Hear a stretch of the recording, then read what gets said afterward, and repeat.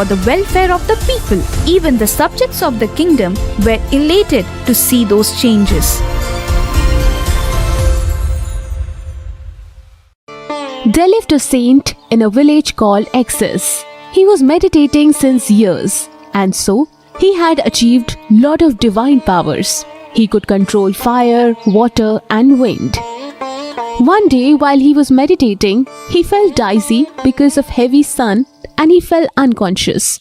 There lived 3 friends in that village. Their names were Charles, Paul, and Joseph. The 3 of them were very good friends. They always lived together. One day, they all were roaming in the forest and suddenly Charles saw a saint. Hey Paul, Joseph, see, it seems that saint has fainted. Come, let's go and check. Yeah, let's go. Saying this, the 3 of them went there. They saw that saint was unconscious. Charles sat near him and massaged his hands and feet. Paul brought water from the river and Joseph fanned him with a cloth.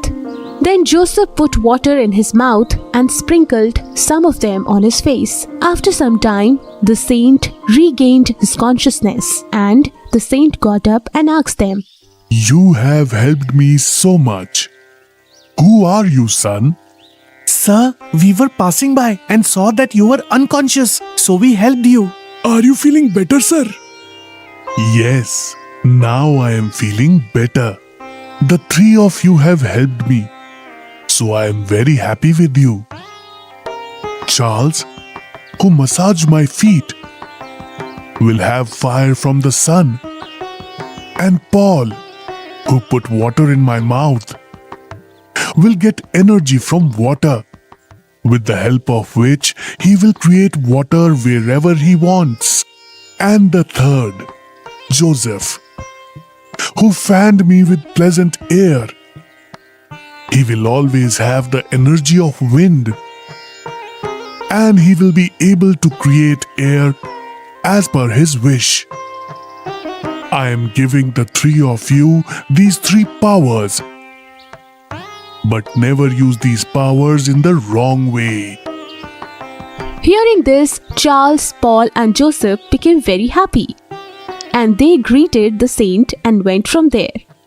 While they were going, they had a question. If these powers are really with us, we should know how to use them properly. Isn't it, friends? Yes, your idea is good. Come, let's test them. Yes, come. Now, Charles told his power. Let that tree burn. Let that tree get extinguished. At that time, there is rain on the tree and all of them keep staring at each other and they became very happy. Let the deer fly in air. As soon as he said that, wild deer started flying in the air. Seeing all this, all the 3 of them became very happy and returned home. The next day, when they were going in the village, they saw a thief running after stealing something. Then Joseph used his air power and pulled him. He handed him over to the police. Moving forward, they saw some men were working in the farm, but there were lots of grass because of which they couldn't work properly. They looked worried. Then Charles burnt the grass with his power and he helped those farmers. After a few days, rainy season arrived. But there was no sign of rain there. The villagers were worried. Then Paul used his power and there was rain in the village. Seeing these things, the villagers were very happy and they got back to work. This way, these 3 friends helped different people in different ways. One day, due to a cylinder burst, there was fresh fire in a house. This news spread in the entire village and these friends also came to know. Then these 3 friends started helping other people also. With the help of Joseph's power, they flew and reached that place. Charles entered into the house because fire would not do anything harm to him. They entered into the house to rescue the people trapped there, and Paul went with Charles to help him extinguish the fire in the house. Then Charles told Paul, I am rescuing the people trapped here. You extinguish the fire in the house. This will help me rescue the people of this house. Yes, let's go fast. Yes, let's go. Saying this, both of them entered the house.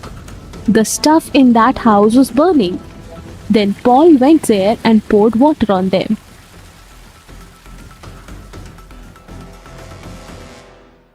Charles rescued all the family members out of the house and they came out.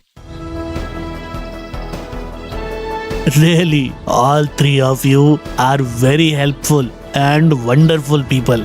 Thank you very much. Saying this, everyone started praising them. And then the three of them leave that place and started going to their work. This news spread everywhere. And in order to honor them and their work, collector organized a function. In that function, along with high-profile people, even the common people were invited. One day the function was organized and people gathered there. Then Mr. Collector came there and honored Charles, Paul and Joseph in front of everyone. These three gems are priceless for us. We should respect the power they have been given. They have helped our village a lot, and so we will honor them. Mr. Collector presented them garland and shawl to honor them. And seeing all this, Charles, Paul and Joseph were flaunting on air and they start using their powers in the right manner and always saved people. This story teaches us that we should never give up and always do good work. Never think ill of anyone, cause as you sow, so shall you reap. There lived a tailor, Simon, in a village called Moratok. His wife Sophie, his three daughters, Stella, Sarah and Susie were there in his family. In a few days, the three daughters had their brother. Simon and Sophie named him Robert. Since he was the youngest in the family, he was dear to everyone. His needs got fulfilled very quickly. His sisters took very good care of him. He was growing now. Stella taught him. Sarah and Susie used to feed him and took care of him. When Robert grew up a little bit, Sophie started going to her husband's shop and started working there. Seeing this, Stella told Sophie one day, "Mother, will you go to the shop every day now?" "Yes, dear, I will have to go. Otherwise, how are we going to survive?" "Mother, you can go to the shop. We will take proper care of Robert." "I'm going to the shop, okay? All three of you, please don't fight with each other." "Yes, Ma." Saying this, Sophie goes to the shop. Now, Sophie starts stitching clothes with her husband. Simon says to Sophie, Sophie, why did you start coming to the shop so soon? Our children are very young right now. You need to take care of them. "You are right, but seeing your gradually increasing workload, I cannot sit idle at home. That's the reason I told Stella to take care and I came here." Okay, fine. Now Sophie and Simon stitched clothes on the shop together. After completing their work, they stepped out to go home. Now they bought some sweets while coming home. Children saw sweets in their hands and became very happy. And Robert told Simon, Daddy, did you bring these sweets for me? Yes, I have got different sweets for each one of you. Now Simon sits with his children and Sophie goes and cooks food. Each child was happy to get their favorite thing. Everyone goes to sleep after having food. We are very fortunate, isn't it? Our daughters are so sensible. Yes, Sophie, you are right. We are really very fortunate that we have such responsible daughters. After I joined the shop, all of them take care of Robert and the house as well. Yes, this is absolutely right. Come on, let's sleep now. We have to wake up early and go to the shop as well. Yes. Saying this, Simon and Sophie go to sleep. The next day, as usual, Simon wakes up early and goes to the shop and starts working there. Then, after some time, Sophie also comes to the shop. After they used to go to the shop, Stella took care of household responsibilities. Few years passed. Robert had become very lazy. He used to sleep after having meal.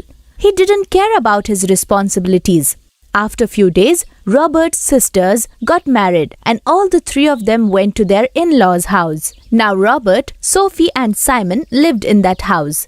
Now no one did Robert's work. One day, Simon told Robert, Robert, how long will you sit idle at home? Start doing some work or come with me and do the stitching work. Daddy, I don't know stitching and I am not going to stitch clothes and all. Okay, do whatever you feel like doing, but understand one thing. Now we too are tired. We are not going to stay with you forever. Yeah. I will do something or the other. Don't try to preach. Come, Sophie. Now we will take rest. He will do whatever he wants. Now Simon and Sophie go from there. One day, their eldest daughter Stella came to meet them. Her mother and father were very happy to see her. Sophie told her daughter about Robert's behavior. Hearing all this, Stella told her parents, "Mom, Dad, both of you have worked very hard all these years. Now you should go on a pilgrimage and spend some time there. This will give you peace of mind and will let Robert realize his mistakes." Yes, dear, you are right. We will act this way. Thinking this, Simon and Sophie went on a pilgrimage. Nobody except Stella knew about this. That's why Robert was worried, thinking, who will do his work now? Then he went outside and sat there. He saw an entire family passing by on the street. Then it came to his mind, My family is also like this one. But where did my parents go? I don't know. Then among the people who were passing on the street, the eldest son took the bag from his tired father's shoulder and asked him to walk freely. Robert recalls what his father had said and he got tears in his eyes. He felt that he had wrongly treated his parents. I am a very bad son. I have mistreated my parents. Now, when my parents will come back home, I will give them lots of happiness. I will obey whatever they will say. And I will try to keep them happy always. While Robert was thinking this, he saw his parents coming towards him. Seeing them coming home, Robert ran and hugged them. Angel and Emily have finished their college studies and now both of them were working in the same company. So they traveled together. What is this? You are late by full 5 minutes. You know that I don't like waiting. I'm very sorry. Actually, my mother is not feeling well, so I made porridge for her and got late. Auntie gets sick very often nowadays. Why don't you take her to a specialist? Now that both the girls were old enough, their parents were worried about their marriages. Emily's mother was more worried because she was an ordinary looking girl and she had a bit dark complexion. But Angel's parents were not worried, as she was very beautiful. Hey, Nancy, please come here. What happened? Why are you shouting like this? Did you win a lottery or something? You can say that. But first, put that rolling pin down. I'm still scared of that thing. Stop this nonsense. You have a grown-up daughter and yet you behave like a child. Let it aside. Now start making arrangements for the marriage. What are you saying? Are you getting married again? Only a stupid will repeat such mistake again. Don't you know? I'm not talking about my marriage, but Angel's marriage. Really? My prayers have been answered. Then Rick shows Nancy a photograph of Edward and gives her the good news. Nancy was very happy after hearing this news. He is so handsome and he lives in America. If he marries our daughter, then she will be very lucky. Of course, our daughter is going to live in America. Tomorrow his family is coming to meet Angel. You make all the necessary arrangements. Yes, he is obviously going to like Angel. But she has to like him too. I will call her and tell her about this boy. Angel and Emily left the office and Angel wanted to eat hot dogs. Emily, let's go eat hot dogs. It's my treat. What happened? You're very happy today? Yeah, mother called me and said that tomorrow a boy is coming to meet me and he is settled in America. Emily was very happy to hear that. Oh, that's a great news. I will give ice cream treat. Both of them enjoyed hot dog and ice cream and then left for their homes. Okay, bye Emily. Will you come to my house tomorrow? I'm confused. What should I wear? Your choice is very nice. Please come at any cost, huh? Of course, I will come and I will help you in getting ready. And you don't even need makeup. You are very beautiful. The boy is going to agree to this marriage. Yeah, that's true. But still, I have to look best. They were walking to the bus stop while chatting when a blind man bumped into Angel and his books fell down on the road. Angel got very angry due to this. What are you doing, you blind fool? Where are you going? You ruined my dress. I'm sorry, ma'am. I'm really blind. You are still arguing with me? You see a beautiful girl and purposely bump into me. I know all your tricks. Angel kept fighting with that blind man. But Emily did not like it. Angel, please calm down. He did not bump into you purposely. He stumbled due to this stone. He must have lost his balance. Oh yeah, he lost the balance when he saw a girl. Don't take his side, okay? Emily picked up the books from road and gave it to the blind man. Here are your books. I'm sorry. It was our mistake too. We were talking and didn't pay attention. We're sorry. Sorry, my foot. Then the blind man left. Next day, Emily went to Angel's house to help her. Angel was looking very pretty. Angel, you are looking gorgeous. There is no chance that the boy would say no to you. Yes, I know that. But I will miss you, dear. Why don't you also get married to a America settled boy and shift there? Emily smiles at her face. I don't know whether I will get married or not, but I wish you all the happiness. After some time, Edward and his parents arrived at Angel's house. Please come in. You are welcome in my small house. Uncle, your small house is very modern. You have AC, TV and sofa too. Everyone laughs at his word. Where is your daughter? Edward selected her from the internet and was praising her a lot. Rick called his daughter and Angel came with a tray full of tea and snacks. Emily also came out with her. Edward's parents were very happy to see Angel's beauty. Your daughter is very pretty. We want a beautiful daughter-in-law just like her for our only son. Come here, dear. Take a seat. Angel sat on a sofa. She became very happy when everyone was praising her for her beauty. She liked Edward very much. We liked your daughter. Now let both of them decide. Angel, do you like Edward? Angel glanced at Edward and said yes. Then let's eat some sweets. 1 minute, uncle. Everyone started looking at Edward.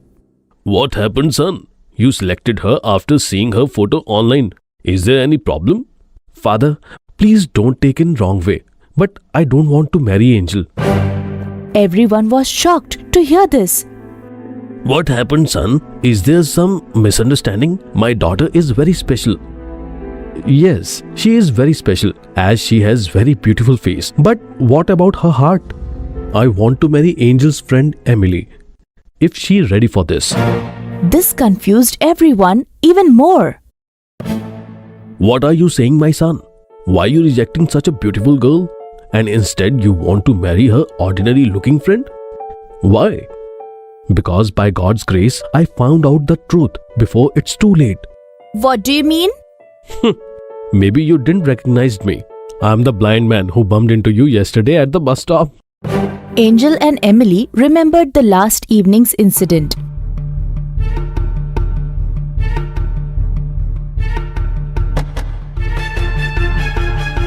Oh, it was you? But we still didn't get why you are rejecting Angel. Because yesterday's incident showed me that your daughter only looks beautiful, but she don't have beautiful nature. And to have a happy life, kind nature is more important than the beautiful face, which I found in Emily, and hence I want to marry her.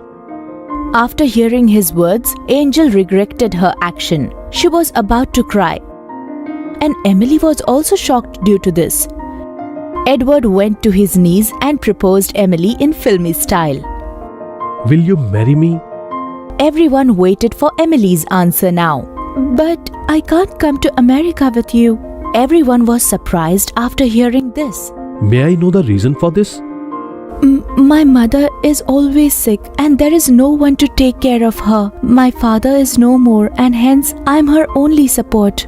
Everyone gets emotional after hearing this. Edward thought for a while. What are you thinking about my son? Father, if I leave the American job and come back to India, will you be upset? His words shocked Angel's parents. Not at all. You can do as you wish. We'll support you. Emily, if I settled in India, will you marry me then? Due to Edward's politeness and understanding nature, Emily couldn't reject him. She blushed. Thank you, Emily.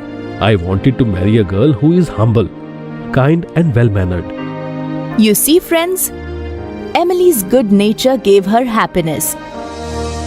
So one has to see a person's nature that stays with them forever. Angel lost a good life partner due to her nature. So, let's say goodbye. I will meet you soon with another interesting story. Till then, bye-bye. Take care. Squirrel and Stone Walnut. There was a big tree in a forest. Many monkeys and squirrels were living on that tree. Among these squirrels, there was a big squirrel named Innie. Innie used to tease everyone around and stole others' food and ate. On the same tree, one more squirrel lived named Minnie. Minnie went out daily to find walnuts and brought them for everyone. This Minnie brings walnuts every day, but never shares it with me. Today I will take all her walnuts. Hey, listen Minnie, whatever food you brought to eat, give it to me right now. No, I'm not going to give it to you. These are for my friends. Look, I'm telling you for the last time. Give me these walnuts. No, I'm not scared of you. I'm not going to give you these walnuts. Okay, now wait and watch.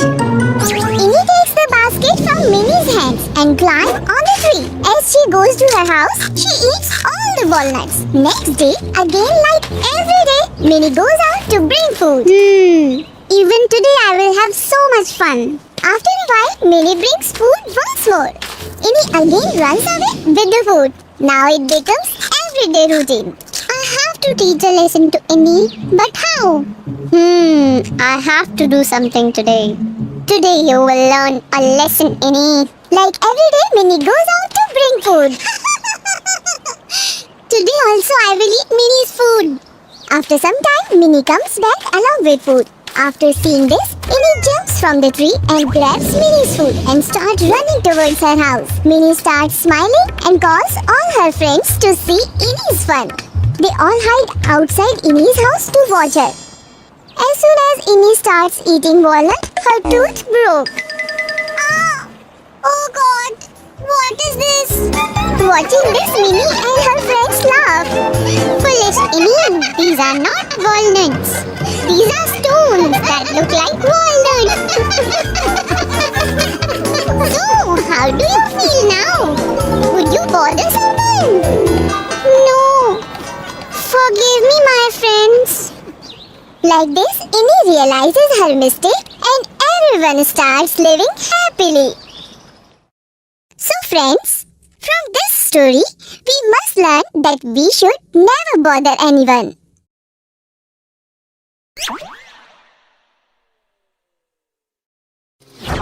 Lazy Donkey.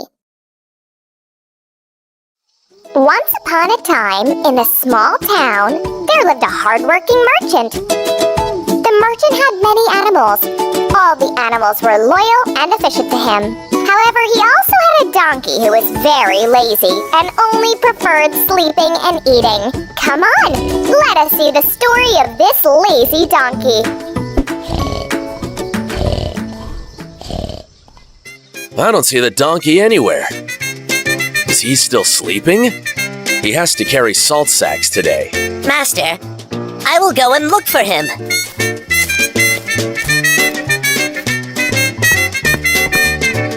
Oh! Hey, Lazy Jack, get up soon. You have to carry salt bags today. Leave me alone. I want to sleep for some more time. Let me teach this lazy donkey a lesson.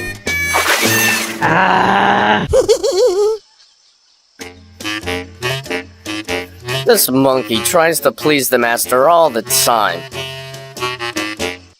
The monkey should be made to carry all the load, and only then will he know how difficult it is.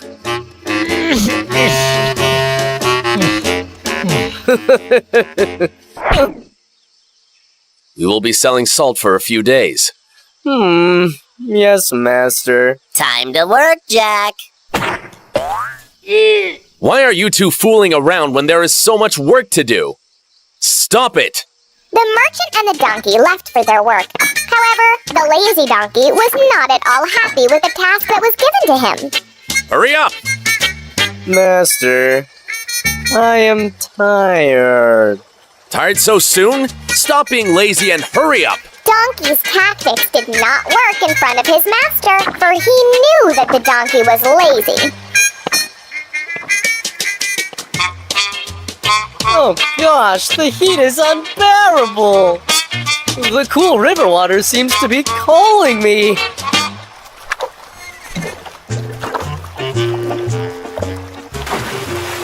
Hey! What are you doing? Interesting. The load seems to have reduced. You foolish donkey! Do you even know what you have done? All the salt must have dissolved in the water! Please pardon me, Master. I slipped accidentally. Alright. But I hope you didn't hurt yourself. No, Master. The merchant's salt sacks were destroyed, so the merchant and the donkey left for their house. Why didn't I think of this brilliant idea before? The donkey realized that the load was getting lighter when he fell in the water. So he purposely started slipping into the river every day so that the sacks became lighter. There's been so much loss since the last few days. Hey, Donkey, you better be careful today. Don't ruin Master's salt bags. The donkey didn't care about the great loss he was causing to his master. As usual, he went near the river and purposely slipped. Oh no, not again! Forgive me, Master, but it's too slippery out here. What happened, Master? The donkey is fooling me. Why do you think so? Something is fishy. Every day, the donkey slips in the water exactly at the same place and ruins my salt bags. In order to teach the donkey a lesson, the monkey and merchant decide to put cotton instead of salt in the sacks. Now let's see what will happen. This will surely teach the donkey a lesson.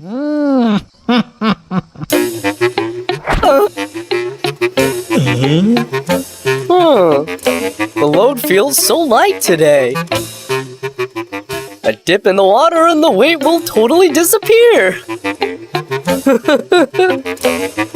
What is so funny right now? Nothing, Master. Stop laughing and do some work.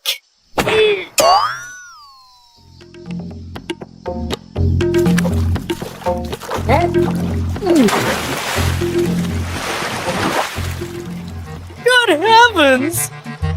Why isn't the load decreasing? To the horror of the donkey, the load on his back had become 10 times heavier as the cotton had absorbed all the water.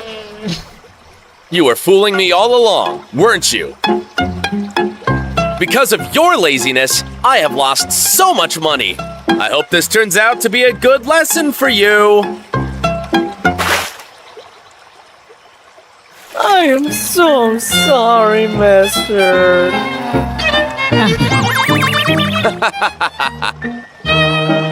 The donkey learned his lesson, and from that day onwards, the donkey never fell in the water purposely. Be it rain or shine, the donkey carried the load happily. The moral of the story is, avoiding work leads to more work.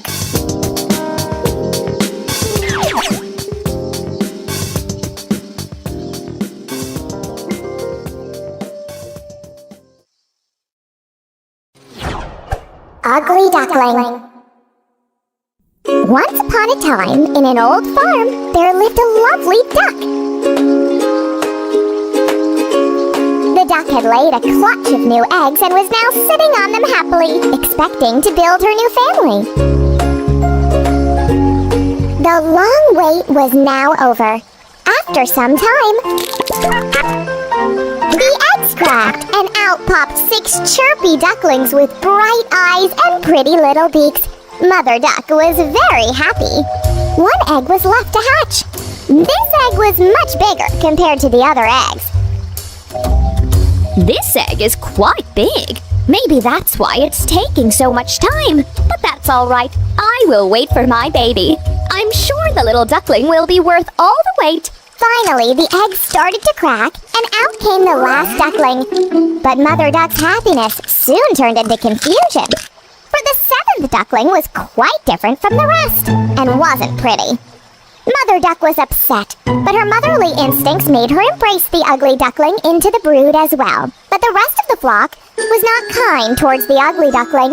You look strange and ugly. Stay away from us. On hearing such harsh words, Ugly Duckling was heartbroken and upset. My siblings won't play with me. Am I so ugly? Time passed and the ducklings were growing up. The duckling still wouldn't play with the ugly duckling and remained indifferent towards him. Haven't we warned you enough already that we don't want to play with you? Stay away from us, ugly duckling! Don't be so mean to your own sibling. Mom, when will my siblings start liking me? Don't be upset, for a day will come when you will know your worth. All of a sudden, a hunter entered the pond and started attacking the ducks. The cruel hunter captured the mother duck. Wait, Mom! Mommy was the only one who cared for me. Now there's no point staying here. I must leave. Ugly Duckling left the place with a heavy heart, but he still hoped to find a nicer family to call his own. On his way, the duckling saw beautiful birds, but even those birds drove him away. I'm so ugly that no one wants to play with me or even talk to me. I guess I'm destined to be alone. Poor Duckling stayed isolated in a cave. It seemed as if the weather had also turned against him, with the biting frost and cold. Ugly Duckling had decided to finally step out of the cave. The Ugly Duckling was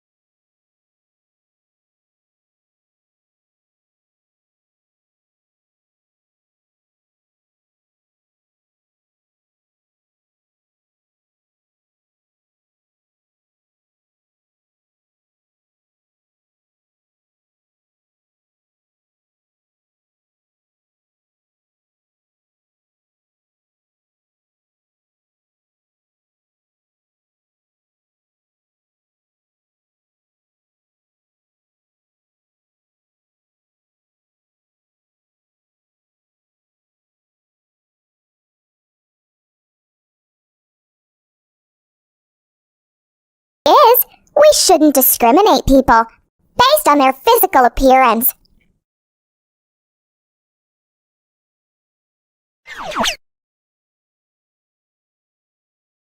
The Wolf and the 7 Little Goats. Once upon a time in a dense forest, 7 adorable little goats lived with their mother. The mother goat loved her kids unconditionally and took great care of them. Every day, the mother goat would go out into the forest to collect some food for her little ones. The little goats would stay alone and played with each other till their mother came home. One day, a sneaky wolf got to know that 7 little goats were all alone in their home. 7 delicious little goats. It would be so much fun to feast on them.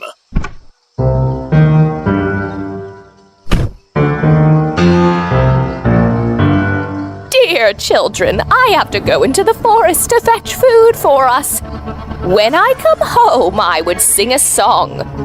Only then should you open the door. Mother Goat's instructions scared the little goats. When Mom left the house, the kids started playing inside the house. Open the door, dear children. Your mother is here. Open the door. No, it is not our mother. We can recognize our mother's sweet voice. You are the big bad wolf, right? Go away. Looks like I would need some honey to sweeten my voice. No sooner had the wolf hit the honeycomb with a stone, all the bees attacked him. The foolish wolf thought that the honey would immediately turn his voice sweet. The wolf came back, knocking at the door of the house, and started singing. Little ones, open the door. I am your mother calling. The bad wolf is no longer there. But the little goats were clever and did not open the door. All right, don't open the door. Now see what I will do.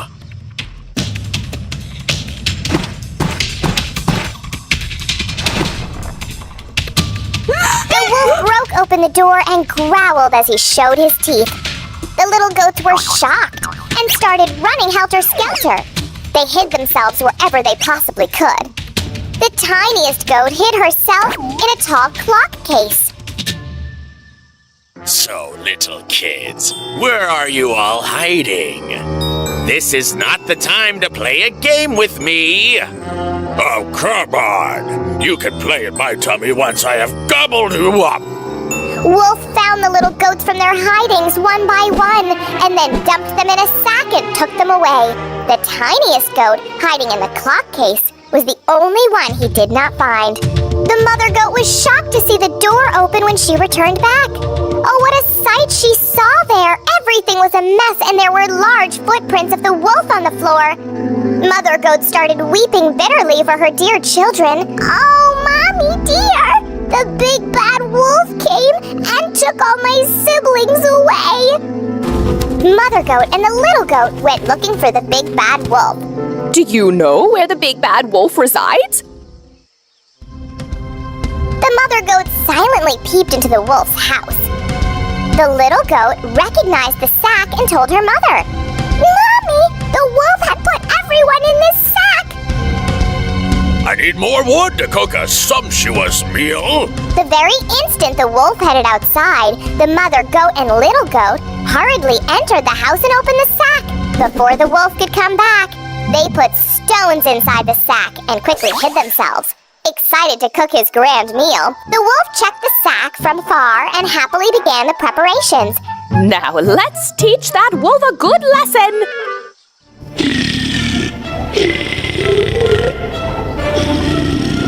Oh, no, I can't be sharing my food with the lion. The wolf quickly lifted the sack and rushed toward the forest. Goat's children kept roaring to scare the wolf.